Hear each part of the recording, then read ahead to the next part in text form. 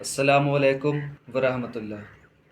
میں آپ کا بھائی سلمان اظہری وضو کی دوسری نشست میں حاضر ہوں۔ تو آج ہم بات کریں گے وضو کے فرائض کے بارے میں کہ وضو میں 4 فرض ہیں۔ ایک منہ دھونا، دوسرا کونیوں سمیت دونوں ہاتھوں کو دھونا، 3 سر کا مسح کرنا، اور 4 ٹخنوں سمیت دونوں پاؤں کو دھونا۔ اب اس کو تفصیل میں بتائیں گے کہ کسی عضو کے دھونے کے یہ معنی ہے کہ اس عضو کے ہر حصے پر کم سے کم 2 بوند پانی بہہ جائے۔ بھیگ جانے یا تیل کی طرح پانی چپڑ لینے یا ایک آدھ بوند بہہ جانے کو دھونا نہیں کہیں گے، نہ اس سے وضو یا غسل ادا ہو۔ اس بات کا دھیان رکھنا بہت ضروری ہے۔ لوگ اسی طرف دھیان نہیں دیتے اور نمازیں اکارت جاتی ہیں، یعنی برباد ہو جاتی ہیں۔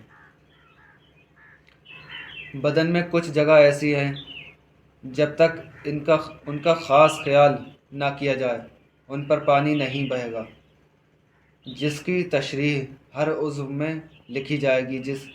کسی جگہ موضع حدث کی جگہ پر تری پہنچنے کو مسح کہتے ہیں۔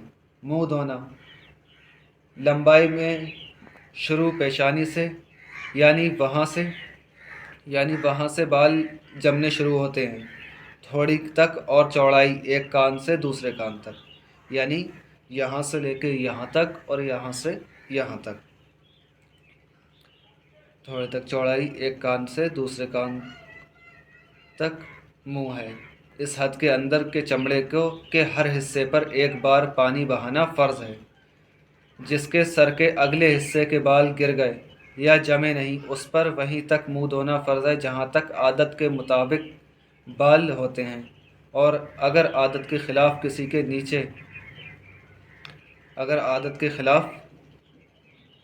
نیچے تک بال جمے ہوں تو ان زیادہ بالوں کا جڑ تک دھونا فرض ہے، یعنی یہاں تک جمتے ہیں تو اس سے یہاں تک آ گئے تو بھی اس کو دھونا فرض ہے، اور یہ ہوتے نہیں ہیں، کسی کے ہوتے ہیں ورنہ نہیں ہوتے۔ مسئلہ: مونچھوں بھووں بچی کے بال ایسے گھنے ہوں کہ کھال بالکل نہ دکھائی دے تو چمڑے کا دھونا فرض نہیں، اور اگر ان جگہوں کے بال گھنے نہ ہوں تو جلد کا دھونا بھی فرض ہے۔ مسئلہ: اگر مونچھیں بڑھ کر لبوں کو چھپا لیں تو اگرچہ مونچھیں گھنی ہوں تو ان کو ہٹا کر لب کا دھونا فرض ہے۔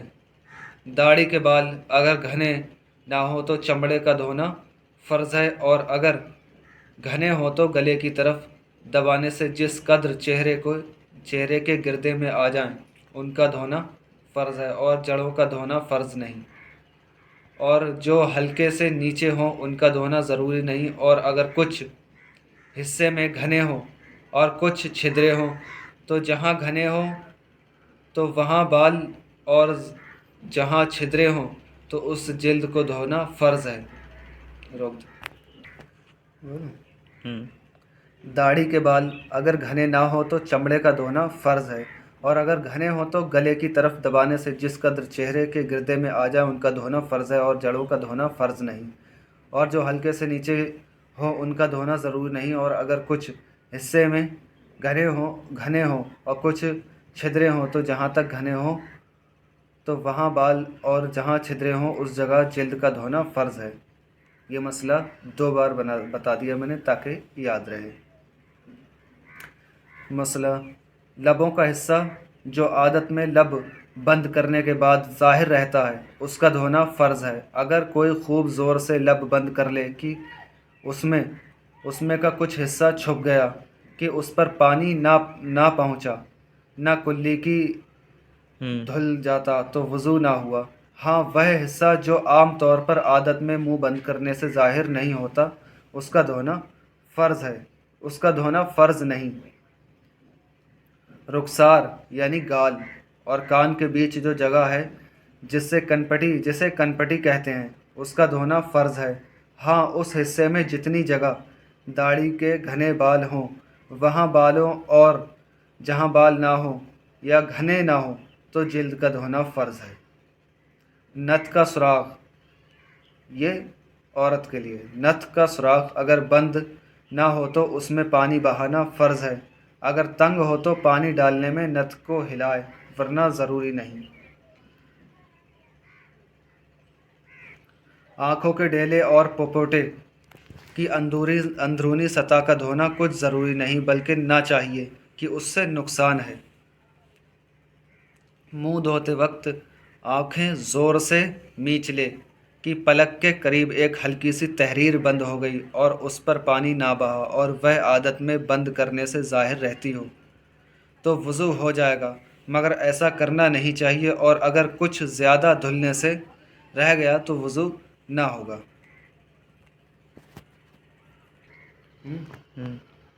آنکھ کے کوے پر پانی بہانا فرض ہے، مگر سرمے کا جرم کڑ یا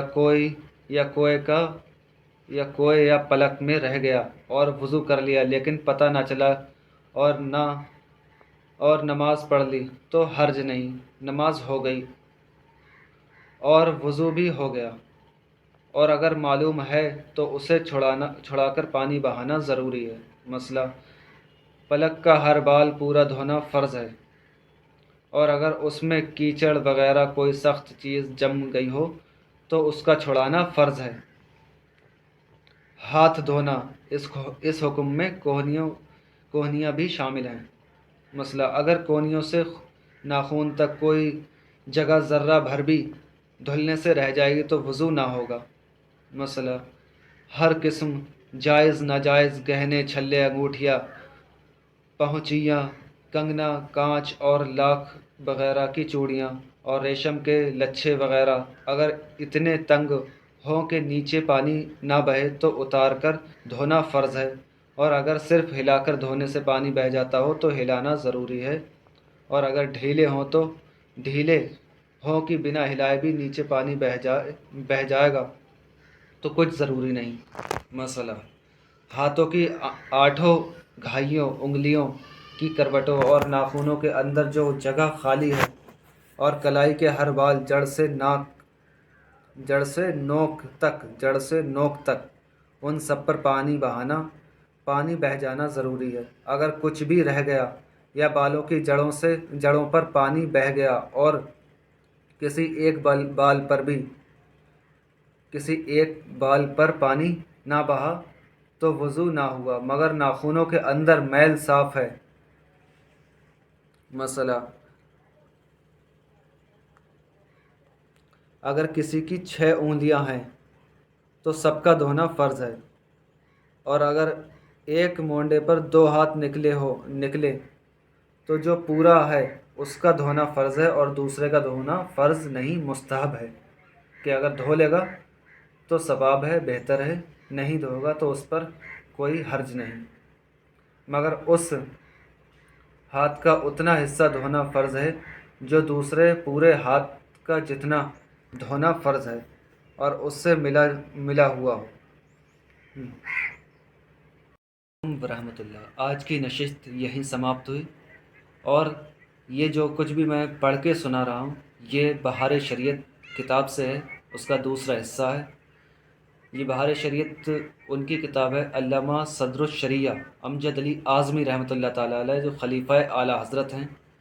انہوں نے جب یہ کتاب لکھی تھی تو انہوں نے کہا تھا کہ اگر اورنگزیب عالمگیر بادشاہ اس ٹائم میں ہوتے تو مجھے اس کتاب کے لکھنے پر سونے سے تول دیتے کہ میں نے دین کے لیے وہ خدمت انجام دی ہے۔ تو یہ ان کی کتاب سے پڑھ کے سنا رہا ہوں، اور نشستوں کا سلسلہ لگاتار جاری رہے گا، تو آپ وزٹ کرتے رہیں چینل پر۔ السلام علیکم ورحمۃ اللہ۔